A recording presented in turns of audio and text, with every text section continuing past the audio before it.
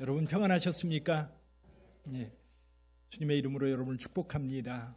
우리 옆에 분에게도 축복해 주시죠. 주님의 이름으로 당신을 사랑하고 축복합니다. 예.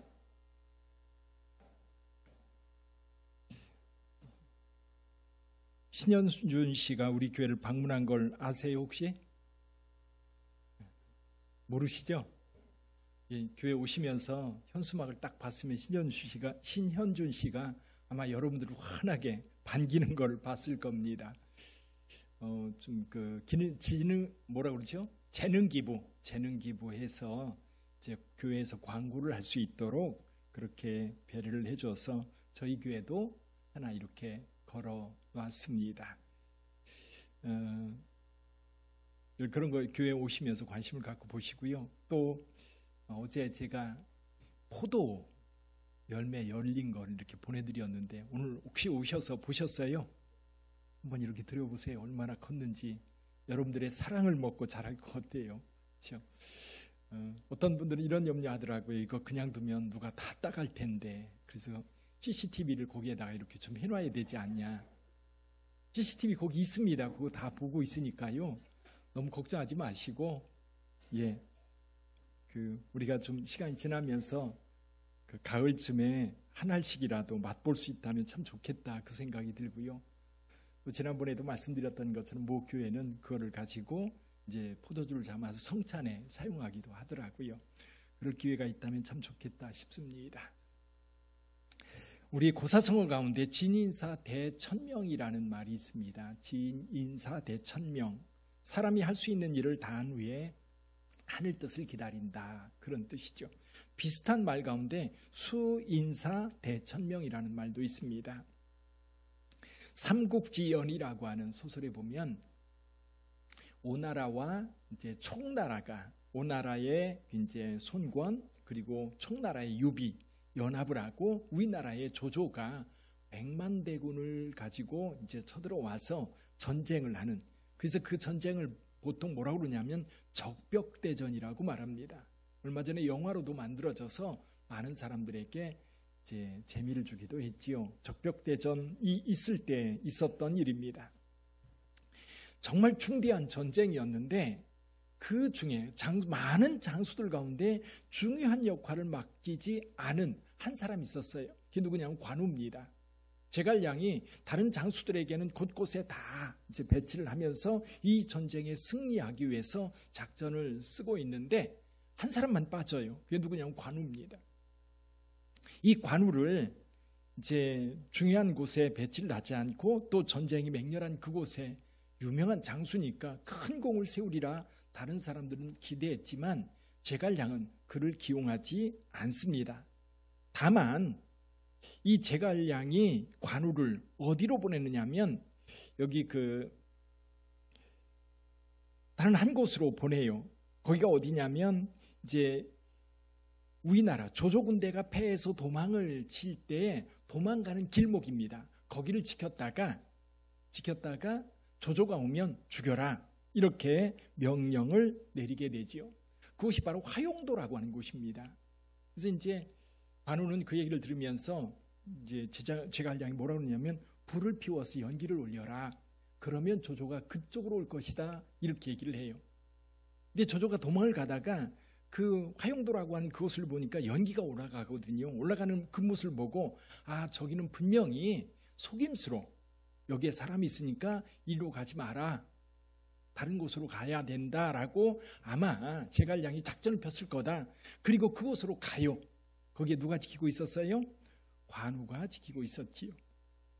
근데 관우는 조조를 만났을 때에 조조를 죽이지 못합니다. 왜냐하면 전에 은혜를 입었거든요. 이 관우의 마음이 그런 마음이어서 선한 마음이 있어서 자기가 은혜를 베푼 사람에게 그를 죽일 수가 없었던 겁니다. 그래서 몰래 퇴로를 열어서 도망갈 수 있도록 배려를 해줍니다. 나중에 이제 전쟁이 다 끝났어요. 그래서 적장을 죽일 수 있는 기회에 죽이지 않은 관우에 대해서 제갈량은 유비에게 관우를 반드시 처형해야 합니다. 그렇게 얘기를 하지요. 유비가 간청을 해요. 아무리 그래도 관우를 죽일 수는 없지 않냐. 그래서 이제 제갈량은 그 유비의 마음을 받아들여서 살려주면서 한 이야기가 있습니다. 이런 이야기예요. 천문을 보니 조조는 아직 죽을 운명이 아니므로 일전에 그 은혜를 갚으라고 화용도에 보냈습니다. 누구를? 관우를. 관우가 조조에게 은혜 베풀기를 기대했던 겁니다. 내가 사람으로서 할 수 있는 방법을 다 한다 할지라도 목숨은 하늘 뜻에 달렸으니 하늘의 명을 기다릴 뿐입니다. 자기가 죽이려고 완벽하게 준비되어 있다 할지라도 하나님께서 하늘에서 살려주면 어쩔 수 없다라는 뜻이죠. 그래서 저와 여러분들도 세상을 살면서 진인사 대천명이라는 말을 많이 쓰죠. 우리가 인간으로서 할 수 있는 최선의 것을 다 하지만 결과는 누구한테? 하나님께 맡긴다. 그래서 우리가 전도할 때 늘 우리가 쓰는 말이 있지요. 성령을 의지해서 예수 그리스도를 전하고 그 결과는 누구한테 맡긴다? 하나님께 맡긴다. 그 결과를 내가 가지려고 하면 안 되는 거예요. 그 결과는 하나님께서 만드는 거지요. 그래서 우리 신앙인들은 늘 최선을 다하지만 그 결과에 대해서 하나님께 맡겨야 되는 거예요. 건강도 그렇고요. 물질적인 삶도 그렇고요. 우리가 세상에서 성공하느냐 마느냐 그런 부분도 마찬가지인 것 같아요. 우리는 최선을 다할 뿐이에요. 그리고 그 결과를 하나님께 맡기면 하나님께서 선하게 그 결과를 만들어내는 줄 믿습니다. 오늘 여기 그 이사야 37장 유다라고 하는 나라의 전쟁에 대한 이야기입니다. 특히 전쟁이 있을 때 참 힘들죠. 그리고 그 전쟁을 판단해서 이 전쟁에서 우리가 이길 수 있느냐 없느냐 미리 생각을 해서 전쟁을 해야 되는 것 같아요. 요즘에 이란과 이스라엘이 전쟁을 하고 있는데 이 이스라엘이 이란을 이제 공습을 할 수 있었던 이유도 자기네들이 이길 수 있을 거라고 확신하니까 하는 거예요. 또 이란도 이스라엘과 맞짱떠서 자기네들이 승리할 수 있을 거라고 확신하니까 계속해서 이스라엘 향해서 드론과 미사일을 쏟아 붓는 겁니다. 그렇게 전쟁이 진행되고 있어. 결과는 아무도 모르지요. 사람들 나름대로 이렇게 지금 평가를 하고는 있지만 그렇습니다. 여기 이스라엘의 전쟁을 한번 생각해 볼까요? 지금 여기에도 아수르와의 전쟁이 있는데 이사야서 7장에도 아수르와의 전쟁이 나옵니다. 근데 왕이 달라요. 여기 앞에 7장에 나와 있는 아수르와의 전쟁, 아수르의 이야기는 아하스라고 하는 왕 때의 이야기입니다. 근데 아하스 왕은 아수르와 직접 전쟁을 하지 않아요. 다만 북이스라엘 왕과 아람 왕이 연합해서 유다를 치려고 할 때에 너무너무 두려워서 겁을 내고 있을 때에 하나님께서 이사야를 보내서 걱정하지 마라. 그 두 나라는 연기나는 부직경에 불과해. 걱정하지 마. 하나님이 지켜주실 거예요. 근데 아하스는 그걸 믿지 못합니다. 그래서 아수르를 끌어들여요. 아수르에게 구원 요청을 하니까 아수르가 군대를 끌고 와서 아람과 북이스라엘을 완전히 초토화시켜요. 두 나라가 멸망하고 맙니다. 그럼 유다는 자유로울 수 있었을까요? 아니죠. 유다를 도와줬으니까 아수르는 유다에게 조공을 바치라 요구를 했고 그리고 그 다음부터는 아수르의 속국처럼 유대가 살아갈 수밖에 없었어요. 그러는 사이에 왕이 바뀝니다.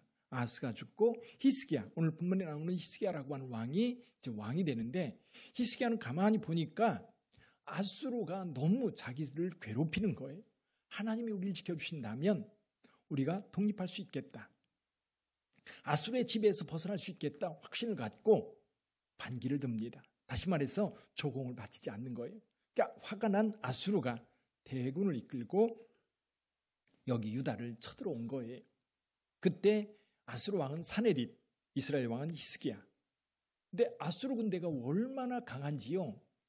이스라엘, 유다 전 지역을 완전히 점령하고 지금 마지막 성 하나, 예루살렘만 남은 상황입니다. 이게 기원전 700년에 있었던 사건이에요. 그러니까 히스기야 입장에서 보면 이건 큰일이거든요. 아수르와 전쟁에서 이긴다? 상상할 수도 없는 일입니다. 그럼에도 불구하고 히스기야는 전쟁 준비를 철저하게 해요. 이 전쟁 준비에 대한 얘기는 역대기하 32장에 나와 있습니다. 거기 몇 가지 보면 터널을 뚫어서 물, 밖에 있는 기온 샘물을 성 안으로 끌어들입니다. 이게 히스기야 터널이죠. 그리고 성벽을, 이중 성벽을 쌓고 무기를 많이 준비하고 식량도 많이 준비합니다. 그리고 나서 백성들을 다 불러 모아서 그들을 위로하지요. 역대하 32장 6절 7절에 보면 이렇게 말합니다. 군대 지휘관들을 세워 백성을 거느리게 하고 성문 광장에 자기 앞에 무리를 모으고 말로 위로하여 이르되, 히스기야가 백성들에게 연설하는 거예요. 너희는 마음을 강하게 하며 담대히 하고 아수르 왕과 그를 따르는 온 무리로 말미암아 두려워하지 말며 놀라지 말라. 우리와 함께 하시는 이가 그와 함께하는 자보다 크니 그와 함께하는 자는 육신의 팔이요 우리와 함께 하시는 이는 우리 하나님 여호와이시라. 반드시 우리를 도우시고 우리를 대신하여 싸우시리라 하며 백성이 유다 왕 히스기야의 말로 말미암아 안심하니라. 왕이 굳건한 믿음을 가지고 있으니까 백성들도 그 믿음을 가지고 마음에 안심이 되었다, 그 얘기. 그래서 전쟁이 있을 때 철저하게 준비했어요. 이건 인간의 일이에요. 히스기야는 자기가 준비할 수 있는 거 다 준비했어요.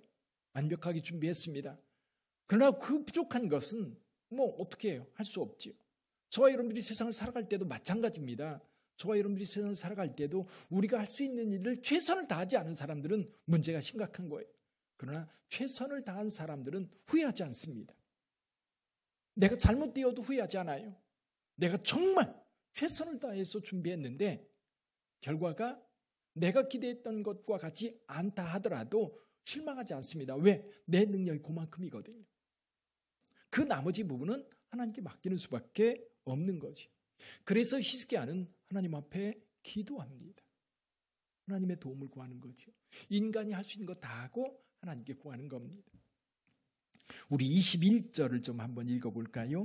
21절 같이 한번 읽어보지요. 아모스의 아들 이사야가 사람을 보내어 히스기야에게 이르되, 이스라엘 하나님 여호와께서 말씀하시되 내가 아수르 사네립 왕의 일로 내게 기도하였도다 하시고, 히스기야가 기도한 것을 하나님께서 보시고 그 기도한 것을 기억하고 이사야를 보내서 내가 나에게 기도했지라고 말씀하는 거. 여러분, 우리가 우리의 힘으로 해결할 수 있는 것들은 해야 합니다. 그리고 거기에 한 가지 꼭 더 해야 할 것이 있어요. 그게 뭐예요? 기도입니다. 저와 여러분들에게 하나님의 도움의 손길이 필요하거든요. 더군다나 지금 이 히스기야 같은 경우는 18만 5천이라고 하는 대군이 예루살렘에 몰려와서 예루살렘을 완전히 포위하고 있는 그 상황, 그들의 힘으로 구원받을 수 없어요. 그래서 하나님 앞에 기도하는 겁니다. 저와 여러분들의 삶을 살다 보면 그럴 때 많아요. 건강도 기도해야 돼요. 내가 건강하다고 자신하던 사람들이 하루아침에 쓰러지는 경우 얼마나 많이 봅니까? 건강을 위해서 기도해야 돼요. 물질의 삶도 마찬가지입니다. 내가 고만고만하게 살아가기 때문에 그건 그렇게 살아가는 거지. 아니에요. 하나님이 지켜주셔야 지켜지는 겁니다. 건강도 그렇고 물질의 삶도 그렇고 가족들도 마찬가지예요. 사랑하는 사람들 영원히 곁에 있지 않아요. 떠날 때 있어요. 하나님 앞에 기도해야 돼요. 나라와 민족도 마찬가지입니다. 하나님께 기도하면 하나님께서 응답해 주셔요. 오늘 본문의 말씀 여기에 22절부터 25절까지 보면 하나님께서 이 뒤에 이제 이사야를 통해서 기도에 응답을 주시는데, 첫 번째 응답하는 게 뭐냐면 아수르의 교만에 대해서 하나님께서 책망을 하십니다. 그래서 29절에 보면 이렇게 말씀을 하세요. 29절 한번 볼까요? 같이 읽어보지요. 내가 나를 거슬러 분노함과 내 오만함이 내 귀에 들렸으므로 갈고리로 내 코를 꿰며 자갈을 내 입에 물려 너를 오던 길로 돌아가게 하리라 하셨나이다. 그 오만한 아수르를 하나님께서 되돌아가게 만들겠다 말씀합니다. 그러면서 히스기야에게 하나님께서 말씀하세요. 이사야를 통해서 주신 말씀, 여기 32절 한번 읽어보죠. 32절 같이 한번 읽어봅니다. 이는 남은 자가 예루살렘에서 나오며 피하는 자가 시온산에서 나올 것임이라. 만군의 여호와의 열심히 이를 이루시리라. 온전한 회복이 될 거다. 그러면서 약속을 한 가지 하셔요. 분명한 응답이에요. 우리 33절부터 35절까지 한 절씩 같이 읽어보죠. 33절부터 시작. 그러므로 여호와께서 아수르 왕에 대하여 이같이 이르시되 그가 이 성에 이르지 못하며 화살 하나도 이리로 쏘지 못하며 방패를 가지고 성에 가까이 오지도 못하며 흉벽을 쌓고 치지도 못할 것이요. 잠깐만요. 지금 완전히 포위가 되어서 한순간 저들이 몰려들면 예루살렘 성은 그냥 짓밟힐 것 같은데 하나님께서 뭐라고 말씀하셔요? 화살 하나도 쏘지 못하고 방패 들고 성 가까이 오지도 못할 거라는 거예요. 34절 읽어보지요. 같이 읽어봅니다. 그가 오던 길 곧 그 길로 돌아가고 이르지 못하리라. 나 여호와의 말씀이니라. 35절 대저 내가 나를 위하여 내 종 다윗을 위하여 이 성을 보하며 구원하리라 하셨나이다 하니라. 할렐루야. 여기 내가 나를 위하여 내 종 다윗을 위하여 이 성을 보하며 구원하리라 하셨나이다. 하나님의 메시지는 분명해요. 이 성을 하나님께서 어떻게 하시겠다? 보호하시겠다. 그리고 나서 여기 36절 이하에 보면 결과가 나타나요. 36절 읽어볼까요? 같이 보지요. 여호와의 사자가 나가서 아수르 진중에서 18만 5천인을 쳤으므로 아침에 일찍 일어나 본즉 시체뿐이라. 유다 백성들이 한 게 뭐예요? 한 게 뭐예요? 아무것도 없어요. 근데 사실은 아무것도 없다고 하면 안 돼요. 그 전에 한 게 있어요. 뭐예요? 전쟁 준비를 철저하게 했고요. 또 한 가지는 하나님께 기도했어요. 이거는 유다 백성들이 하는 일이에요. 근데 그 결과 18만 5천 명을 치는 거는 하나님의 일이었어요. 하나님의 일. 그 다음에 볼까요? 37절 이에 아수르의 사느립이 왕이 떠나 돌아가서 니느웨에 거주하더니 자기 신 니스록의 신전에 가서 경배할 때에 자기 아들들한테 죽임을 당해요. 아들들한테. 자, 결과가 이렇게 끝났습니다. 자, 결론은 그겁니다. 하나님께서 이스라엘 백성들을 구원해 주셨어요. 유다 백성들을 구원해 주셨어요. 근데 여기 우리가 한 가지 더 기억할 것이 있어요. 그게 뭐냐면 끝까지 믿음을 지켰다는 겁니다. 끝까지 믿음을 지켰다는 거예요. 그 대군을 보고 한순간 이제 끝났다라고 절망하지 않고 하나님을 신뢰하는 그 믿음을 언제까지? 하나님께서 행동하실 때까지 끝까지 지켜간 거예요. 어디서 볼 수 있어요? 다니엘의 세 친구. 그 신상에 절하지 아니하면 풀무불에 던져놓겠다고 위협할 때에 느부갓네살 왕이 직접 얘기를 해요. 지금이라도 좋으니까 그 신에게 경배해라. 그러면 살려주겠다. 그랬더니 다니엘의 세 친구가 뭐라고 얘기합니까? 하나님이 구원해 주실 거예요. 그리 아니하실지라도 저는 그 신상에게 절할 수 없습니다. 그리고 그 믿음을 끝까지 지켰어요. 그 풀무불로 끌어갈 때 그때까지도 그는 믿음을 지켰어요. 던져질 때까지도. 자, 많은 사람들은요 끌려가면 그제서 두려움과 공포에 질려서 믿음을 포기하는 경우 많습니다. 근데 그런 위기가 아니라 할지라도 우리가 신앙생활을 하다 보면 믿음을 잘 지켜가다가 조금만 더 가면 될 것 같은데, 조금만 더 가면 하나님이 역사하실 것 같은데 그때에 포기하는 경우가 참 많아요. 여러분의 믿음을 한번 돌아보시기를 바랍니다. 히스기야 끝까지 그 믿음을 지켰기 때문에 하나님께서 역사하신 것을 볼 수 있었어요. 여러분의 믿음도 끝까지 지켜갈 수 있기를 주님의 이름으로 축원합니다. 그런데 누가 일하셨어요? 하나님이 일하셨어요. 하나님이 일하셨어요. 우리가 36년 동안 일제 강점기 시절 우리나라 국민들 가운데 일부는 독립에 대해서 꿈을 꾸면서 여전히 활동을 했지만 또 일부는 포기했어요. 더 이상 이 나라에 소망이 없다. 이제 우리는 끝났다라고 생각하면서 모든 것을 포기하고 우리는 일본인으로 살아가야 된다라고 생각했던 지식인들도 굉장히 많았어요. 근데 어느 날 갑자기 우리가 해방이 되었습니다. 우리가 해방을 위해서 뭘 했지요? 사실 아무것도 없어요. 아무것도 없어요.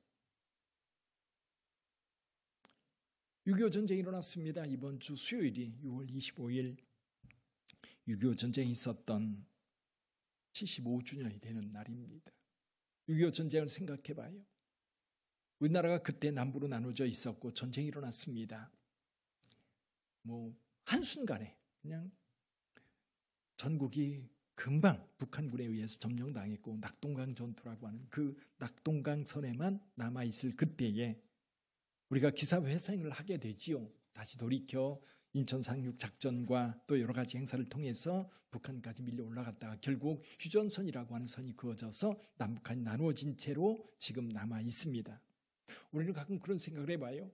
지금 남북한이 이렇게 나눠져 있는 상태인데 그게 아니라 북한에 의해서 남한이 통일되었다면 그 가운데 사는 저와 여러분들은 어떤 삶을 살까? 한 번쯤 상상해 볼 필요가 있는 것 같아요. 그래서 하나님께서 남북한을 나눠 놓고 남한의 삶과 북한의 삶을 아주 극명하게 우리에게 보여주는 것 같아요. 이게 뭐예요? 다른 건 몰라도 경제적인 부분만큼은 여러분 북한과 남한은 하늘과 땅 차이입니다. 그 증거를 어떻게 보여줘요? 인공위성에서 맑은 날 밤에 사진 찍은 거 여러분들도 보셨죠? 남한은 환합니다. 전국이 환. 북한은 어때요? 평양 조금만 환하고 새카매요. 이것이 민주주의와 공산주의의 차이라고 사람들은 이야기합니다. 자, 만약에 남북 통일이 저 북쪽에 의해서 통일됐다면 경제적인 면만 문제가 될까요? 근데 베트남, 똑같은 나라인 베트남은 남북한이 나는 북쪽은 공이 공산주의가 남쪽은 이제 자유주의가 이렇게 나눠져 있었는데 이제 북쪽에 의해서 통일됐습니다. 근데 베트남은요 잘 살아요. 오히려 베트남 같은 경우는 이 북쪽 베트공에 의해서 통일된 게 잘 된지도 모르겠어요. 베트남은 지금 정말 경제적으로 발전하고 있고 잘 사는 나라가 되어 가고 있어요. 우리도 생각해 봐요. 북한에 의해서 우리가 통일됐다면 우리는 어떻게 살까? 좀 전에 말씀드렸던 것처럼 지금 경제적인 부분이 극명하게 차이가 나니까 이거는 만약에 북한에 의해서 우리가 통일됐다면 우리의 삶은 지금 현재 북한의 삶과 동일할 것 같다. 왜? 북한은 이제 김일성 그 가족들에 의해서 지금 통치되고 있는 그런 독재 정권이 지배하고 있는 나라이기 때문에 경제적으로 우리가 잘 살 수 있는 길은 없었을 거다. 근데 여기에서 우리가 잊지 말아야 될 건 한 가지가 있어요. 그게 뭐예요? 기독교 신앙입니다. 하나님이 왜 남한을 살려두시고 오늘 우리에게 자유롭게 예배드릴 수 있도록 하나님께서 그렇게 하셨을까? 근데 여기서 한 가지 생각해야 될 것이 하나님이 하셨다라고 하는 것에 대해서 우리가 인정해야 돼요. 여러분 우리나라 전쟁이 났을 때에 여러분 외국에서 군대를 파견합니다. 유엔에서 결의를 해요. 군사를 파견해서 대한민국을 돕자. 그래서 16개 나라에서 군대를 파송하게 되고 의료진을 파송한 나라들도 있었지요. 그때 우리나라 파송된 외국 군인들이 200만 명 정도 됩니다. 우리나라를 위해서 싸워준 사람들이 그만큼 되는 거예요. 전사자만 4만 명이 넘어요. 4만 667명이 전쟁에서 죽었어요. 실종된 사람도 여전히 3천 명이 넘는 사람들이 실종된 채로 그대로 지금까지 오고 있습니다. 근데 여러분 이 사건이요 전무후무한 일이에요. 인류 역사에 전혀 없어요. 1차 세계대전, 2차 세계대전 그리고 나서 우리 한국전쟁이 일어났을 때에 16개 나라에서 군대를 파송했는데요. 그 이후에도 없었고 그 전에도 이런 일은 있을 수가 없는 거예요. 다른 나라 전쟁하는데 왜 거기 끼어들어요? 지금 엊그제 뉴스를 보니까 이란 악의 축 그래가지고 이란과 협력해서 이제 미국이나 서방 세계에 이렇게 반격을 가하는 예멘이라든지 이라크라든지 시리아라든지 그런 축들이 있는데 이 이란이 폭격을 당하고 있는데 그 주변에 이란과 함께했던 나라들이 다 침묵하고 있대요. 이유가 뭘까요? 6.25 전쟁을 생각해 보면 같이 달려들어서 싸워야 될 것 같은데 그러지 않고 다 침묵하고 있는 거예요. 이게 국제 정세예요. 어떤 나라가 남의 전쟁에 끼어듭니까? 그런데 왜 우리나라는 16개 나라가 끼어들었습니까?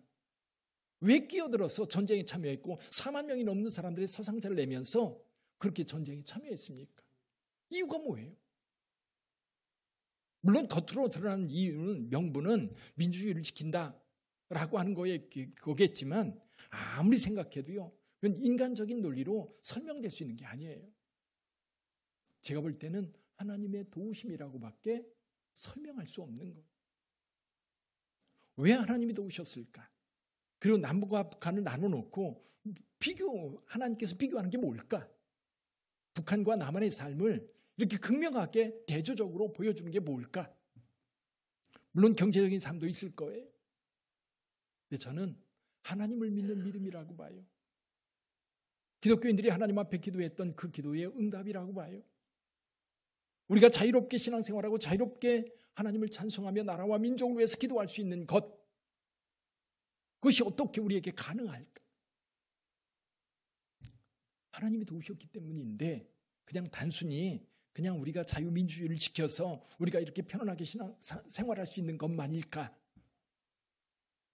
저는 아무리 생각해도 하나님께서 이 민족을 지켜주시는데 어떤 면?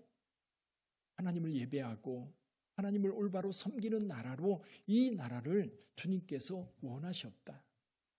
그래서 그런 생각이 들어요. 이 나라가 하나님을 버린다면 하나님께서도 이 나라를 버릴 것 같아요. 지금 우리나라 분위기가 어때요? 하나님을 믿는 믿음을 버리고 그리고 자꾸만 이상한 쪽으로 가려고 하는 그런 경향이 너무 커요. 기독교인들조차도 그 믿음을 굳게 지키려고 애쓰는 게 아니라 오히려 느슨하게 내 복을 위해서 그냥 습관적으로 하나의 루틴처럼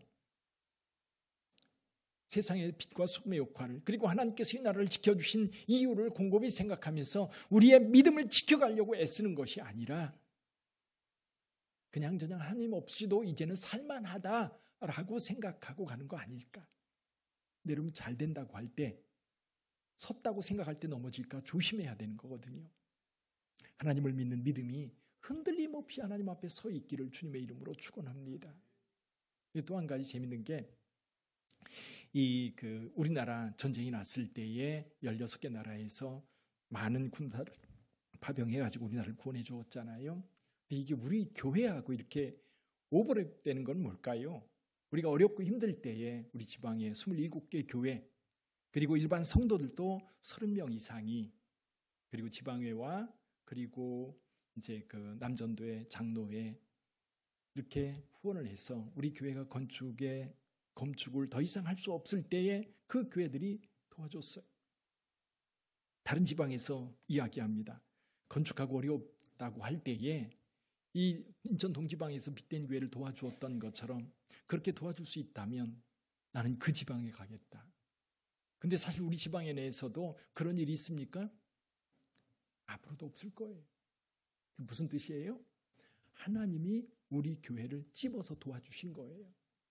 여러분 잊으면 안 돼요. 우리나라가 6.25 전쟁에 참여했던 나라들에 대해서 오늘날 살만하니까 이디오피아라든지 뭐 다른 나라들 우리가 적극적으로 도울 수 있었던 것 지금 돕고 있고 우리도 마찬가지예요. 우리가 이제 하나님 앞에 온전하게 서서 어려운 교회들이 생긴다면 우리는 외면하면 안 돼요. 왜? 우리는 하나님의 은혜를 입었거든요. 근데 여러분 개인도 마찬가지예요. 여러분 여기 앉아있는 분들 가운데 하나님의 은혜를 경험하지 못한 자가 있을까요? 감사하세요. 곰곰이 앉아서 생각해보면 하나님의 은혜가 내가 생각했던 것보다 훨씬 더 강력하게 내 삶 속에 우리 교회 가운데 이 민족 가운데 함께했다는 사실을 우리는 꼭 기억해야 합니다. 그리고 감사해야 되고요. 그 감사는 어떻게 해요? 어려움을 당한 자들이 있다면 적극적으로 나서서 도움으로 인하여서 내 감사를 그렇게 표현하는 거예요. 그 은혜가 여러분 모두에게 있기를 주님의 이름으로 축원합니다. 기도하겠습니다.